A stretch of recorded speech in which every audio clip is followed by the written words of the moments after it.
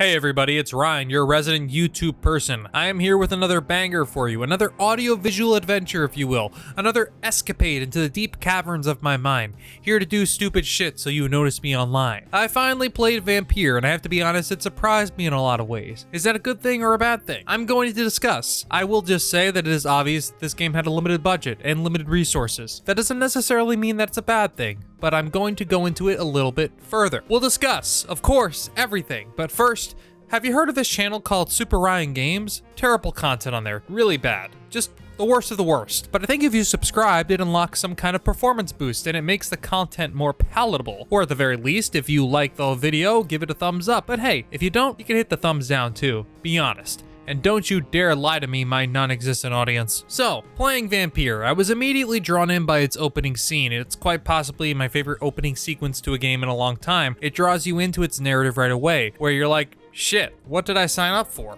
You signed up for some crazy stuff, my friend. Can I call you my friend? Death.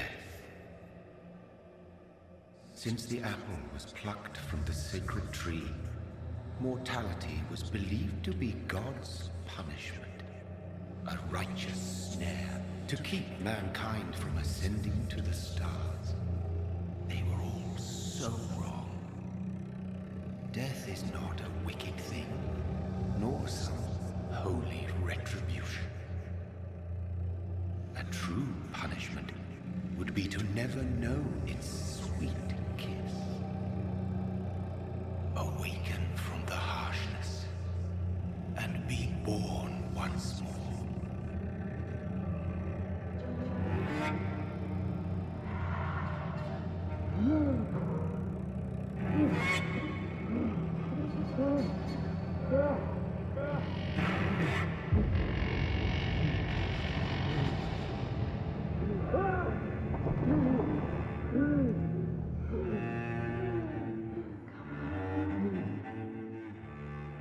This is a perfect segue into the narrative discussion portion here. I think I ruined my own segue by acknowledging this was a good segue. Anyway, there will be very, very light spoilers here, my friends. And look, I know the game is almost 3 years old at this point, but look, I get it. But I want to be courteous and give you a chance to run away, or walk away. Or just go somewhere else and do something more useful with your time, like maybe watch some porn. Yes, I brought up porn in a video about Vampyr. You play as Dr. Jonathan Reed, a recently turned vampire during the Spanish flu epidemic as it sweeps across London. He seeks to find out who had made him a vampire and why. One of the things that is cool about Reed is that he is clearly a defined but blank slate character. You can make him as good or as evil and blood-starved as you want, but there's also plenty of shades here so you don't feel like you're being forced down a particular path. Furthermore, the characters that you meet on your journey all have their own goals and agendas, and it's never quite as simple as good or bad. Even some of the antagonists, depending on your choices, may reluctantly help you in the end, which again adds nuance. Where sometimes in stories it's obvious who is good or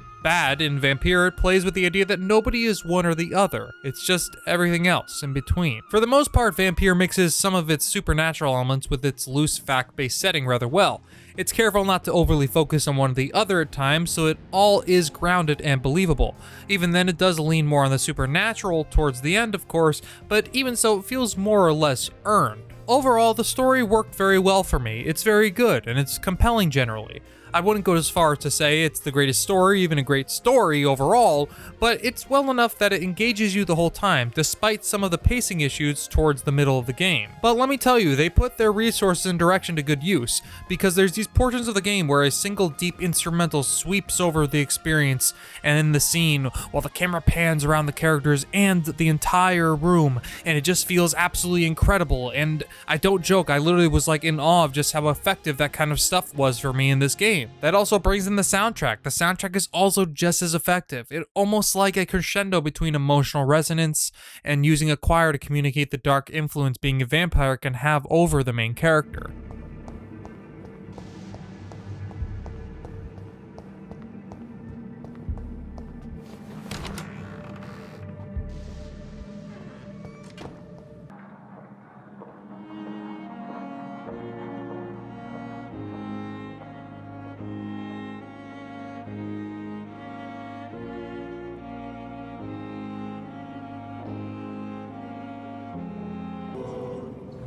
Bring this fading light into the shadows.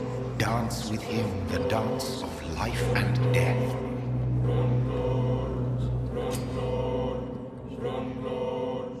Like I said, you see parts of the game constantly that just sweep you up with emotion because it just nails that atmospheric effect of the music and the camera movement. Again, I quite literally had a few holy that was awesome moments while playing. Voices are generally pretty good. It's the main characters that really stick out here, and even some of the side characters, but most of them are just more average.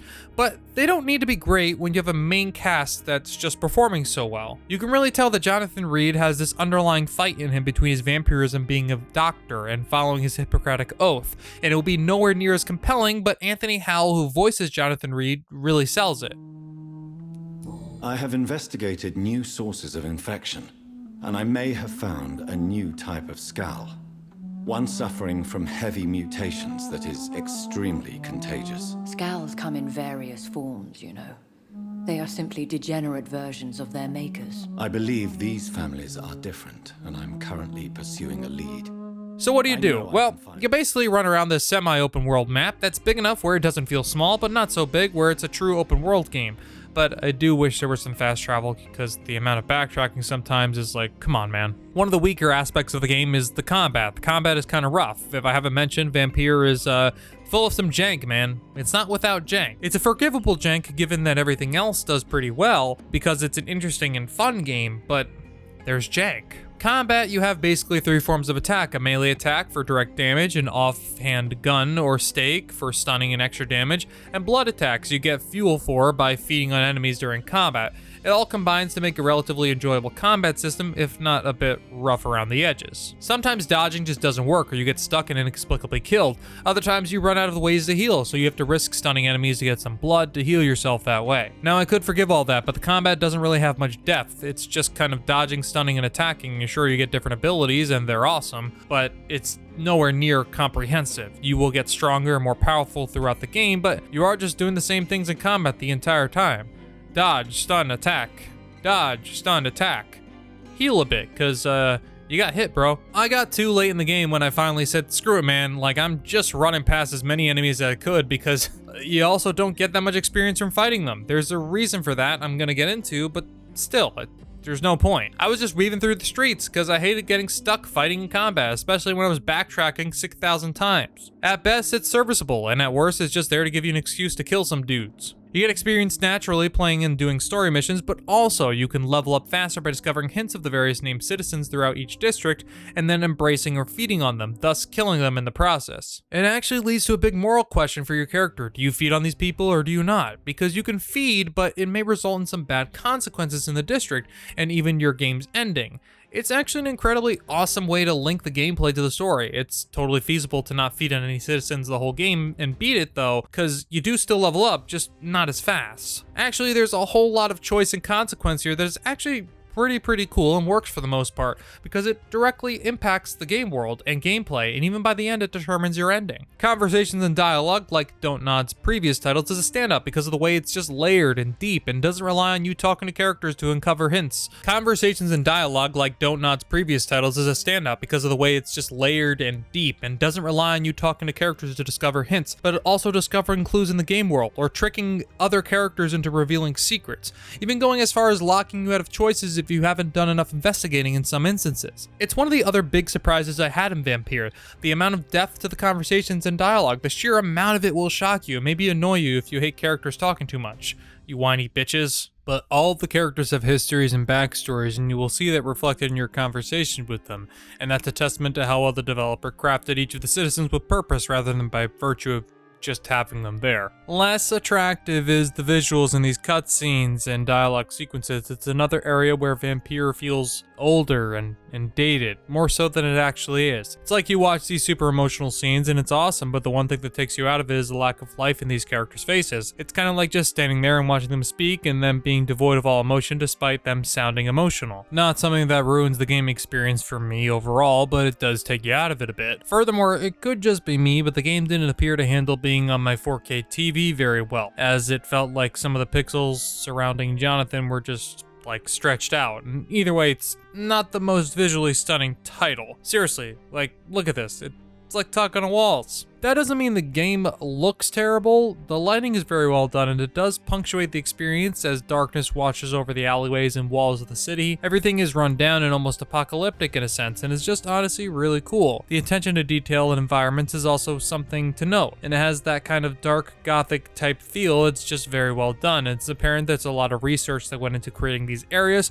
because it always feels thematically consistent. Something Vampyr does nail almost perfectly is its atmosphere, and without any hesitation, and you never feel like anything is misplaced or anything is out of place. Between its music, story themes, camera angles, and conversations, and environmental design, Vampyr really surprised me with how incredibly well directed this game was. Its combat is very rough and not in a good way, as well as its lack of combat diversity. Also, some aspects of the visuals are just dated, like the lack of facial animations to the way you're just statically stuck in conversation. Add to that some of the pacing issues in the story, you have a solid title that is likely on the cheaper side now, so it's easy to recommend without hesitation. I have talked about like 3 Don't Not titles on this channel so far, and this is honestly, out of all of them, my favorite one. I think these guys creatively are just one of the more interesting teams out there, and I look forward to whatever game they release next.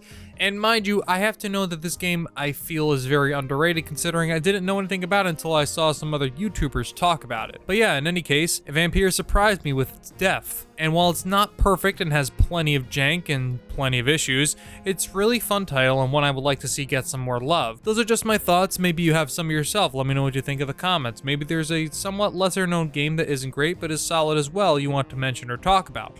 I would love that. Again, if you like the video, thumbs up. If not, I'll be sad, but give it a thumbs down. Subscribe too, or don't. Thanks for watching. I love you all. See you later.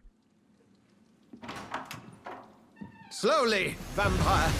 Who are you? I mean you no harm. Saith the vampire.